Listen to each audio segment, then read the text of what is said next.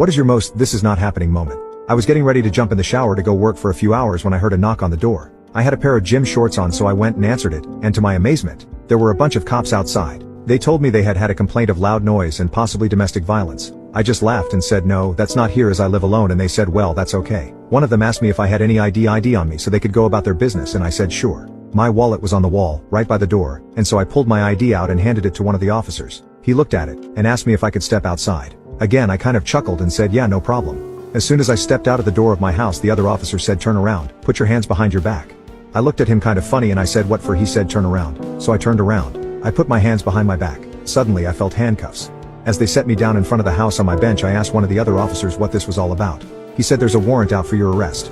Now mind you, I have never been in any kind of trouble at all in my life, and so again, I kind of chuckled. I said what kind of warrant? The officer said I don't know, it's from out of state. Now I'm starting to get a little freaked out, so the officer leads me into the car.